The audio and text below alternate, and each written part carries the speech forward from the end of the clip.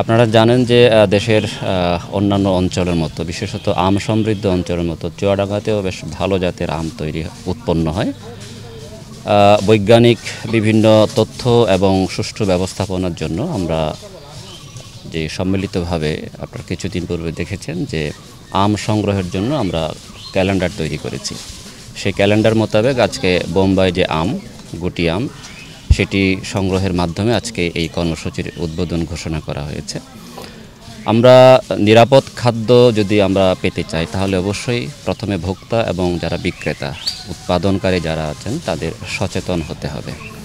আমরা মূলত যে অপরিপক্ক আম যাতে বাজারে কেউ না ছাড়েন এবং যারা খামারি আছেন তাদের সকলের সম্মিলিত প্রচেষ্টায় যাতে একটি সুষ্ঠু ব্যবস্থাপনার মাধ্যমে ভোক্তা পর্যায়ে আমগুলো পৌঁছায়, সেই আলোকেই কিন্তু ক্যালেন্ডারটি নির্ধারণ করা। দেশের অন্যান্য অঞ্চলের চাইতে চুয়াডাঙ্গাতে একটু ভিন্নতর ভৌগোলিক বৈশিষ্ট্য আছে। সেই প্রেক্ষিতেই মূলত আপনারা দেখেছেন প্রথমে সাতক্ষীরা এবং রাজশাহী অন্যান্য অঞ্চলে কিন্তু আম সেখানেও একইভাবে ক্যালেন্ডার ভুক্ত করা হয়েছে। তো আমাদের চুয়াডাঙ্গায় আজকে থেকে এটি শুভ উদ্বোধন আমরা ঘোষণা করলাম। পর্যায়ক্রমিকভাবে বিভিন্ন জাতের উন্নত জাতের যে আমগুলো সেগুলো ধারাবাহিকভাবে বাজারে আসবে এবং আমাদের যারা আম চাষে আছেন তারা বৈজ্ঞানিক পদ্ধতি মেনেই নিরাপত্তা নিশ্চিত করে ভোক্তা পর্যায়ে আম পৌঁছে দেবেন, এই প্রত্যাশাটুকু আমাদের আছে। 40% বেশি গ্লো, বিশ্বের 1 নম্বর গ্লো ক্রিম, নতুন গ্লো এন্ড লাভলি।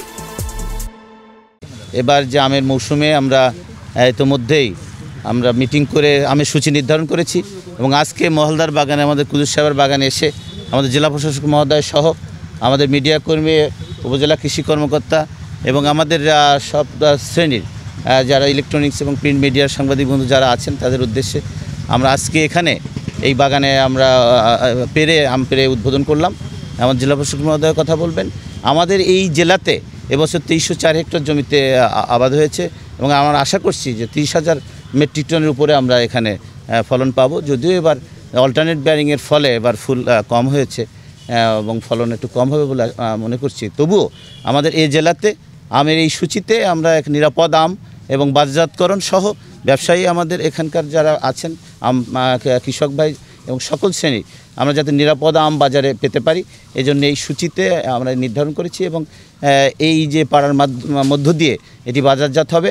আজকে গুটি আম এবং বোম্বাই আম এটি আমরা পেরে এটা উদ্বোধন করলাম এবং এইভাবে পালাক্রমে আমাদের হিমসাগর, ল্যাংড়া, ফজলি, বাড়ি আম 4 এটি ধারাবাহিকভাবে এটি বাজারে আসবে এবং আমাদের চুয়াডাঙ্গা সহ এখানকার ভোক্তা সারা দেশে আমাদের আম ছড়িয়ে পড়বে।